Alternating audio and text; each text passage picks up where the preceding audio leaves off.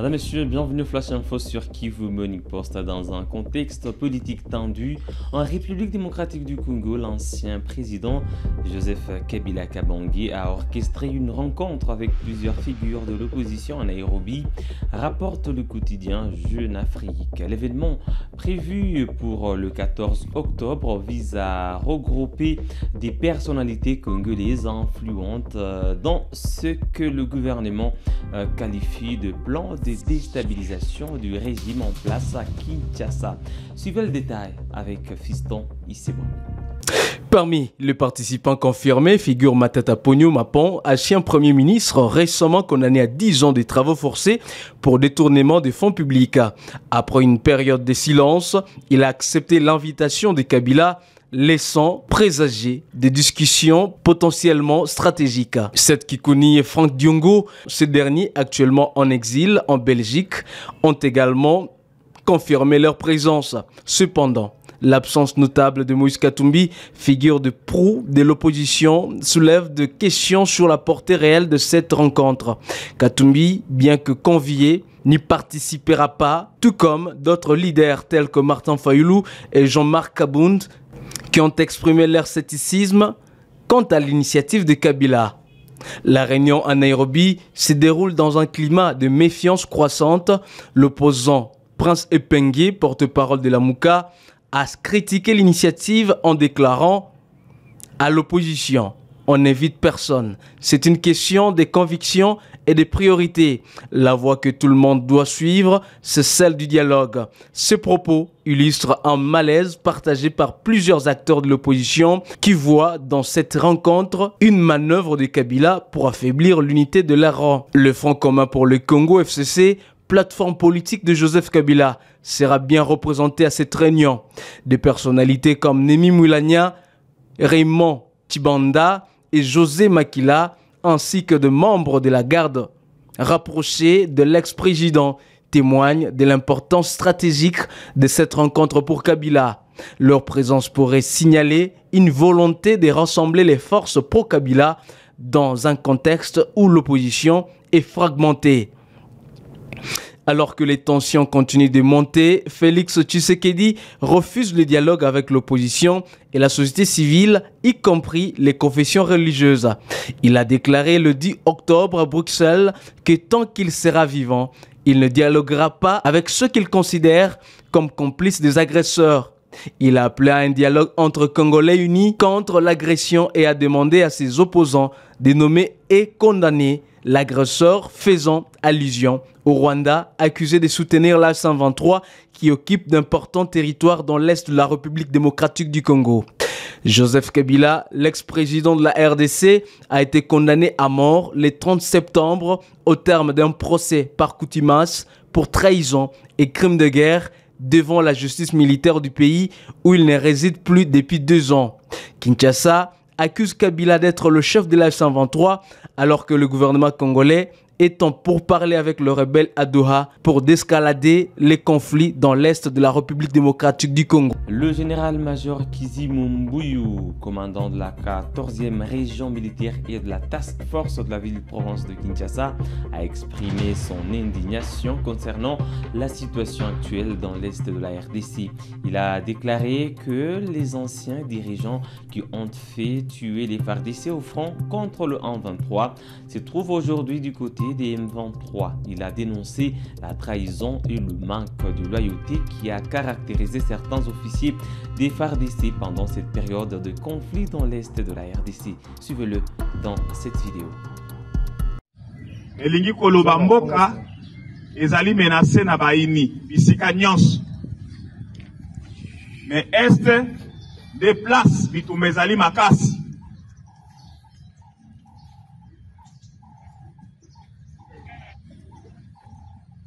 Eloko ya koyebisa bino pona yango ezali te parce que boyebi que mboka Rwanda depuis kala ebandaki koiba ba richesse ya mboka ya Congo. Pona koiba yango malamu, il fallait asala bitumba na Congo na est. Mais pour asala yango malamu, azo créer ba traître ya mboka, bana mboka mususu ba traître po bazala ba étage na ye ya komatela kosala ba makambo. Pendant ce temps, biso nyonso tozali concentré pona makambo ya est, bandeko na biso bazo bunda pona ko libérer mboka, ba mosusu bazali awa bazalaki kuna, biso moko pe touti kuna. Mokonzi ya mboka apesi biso responsabilité ya kobatela mboka Kinshasa.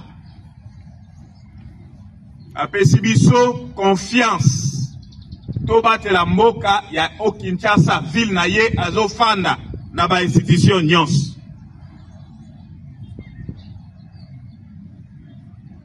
Eloko ya liboso,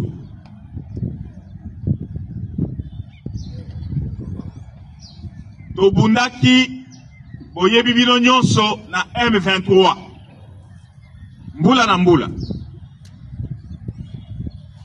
bandeko na biso ebele bakufaki mpona bitumba wana. Me tokotanga kaka mibale oyo biso nyonso toyebi. Mamadou Ndala boyebi ye akufaki na bitumba wana na Beni. Général Baouma boyebi ye akufaki. Nasuka awa toye ko perdre Général Tirimwami.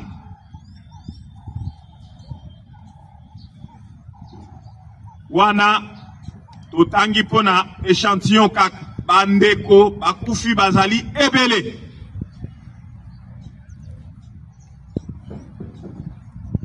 Yo na ngai tobandaki kotinda matokende kobundisa M23.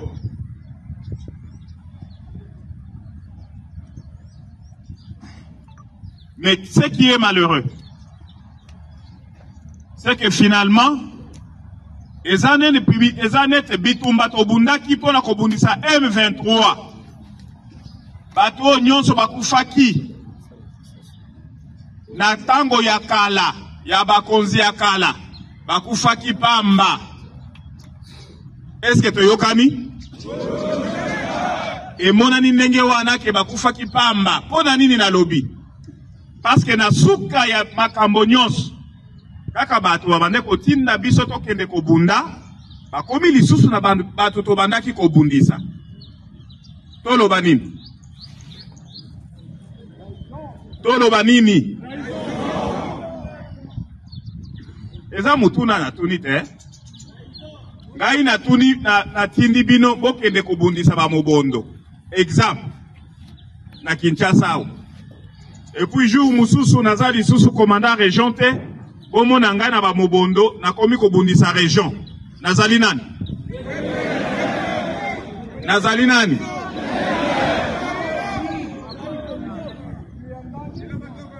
Ezali pasi. Mais ce qui est vrai, c'est que mboka ezali mboka na biso. C'est ici na lancé appel pathétique na bandeko na biso bazali na est bazo bundela mboka. Ezala forces armées, ezala bandeko na biso yaba VDP babengi bango bazalendo, eza la population moment yango oyo to telema comme un seul homme to défendre mboka oyo bakoko na biso bakufelaki. Tozali na bino elongo. Ata soki bozali musika, mutu na mutu place azali, akufela moka.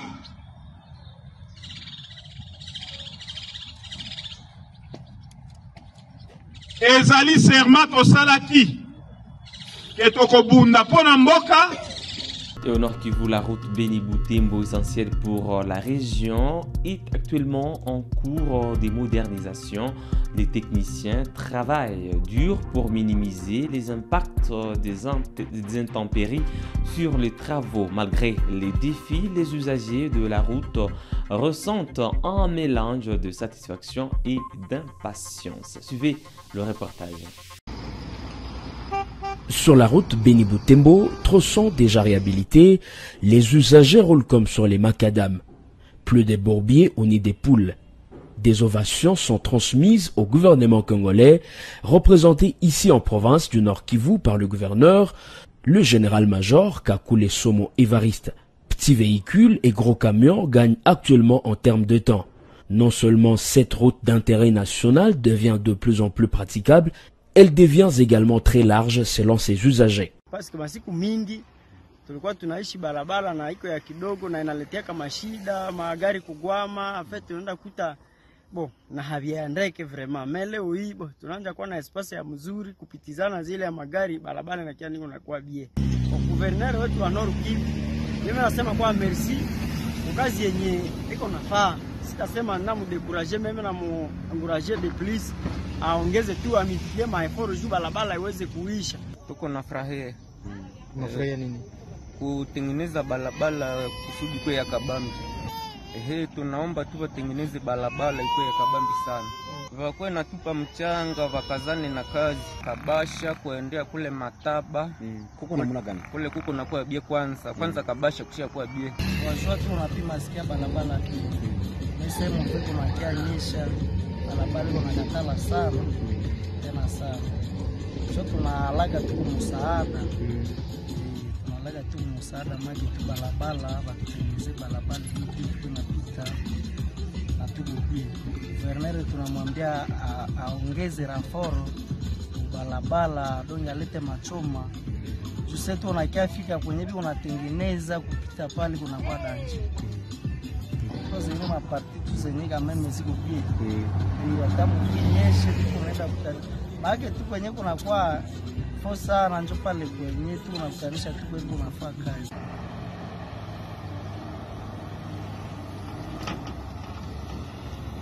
Lors de notre descente, l'entreprise DOT était en plein travaux sur les parties frappées par les intempéries, telles que la pluie.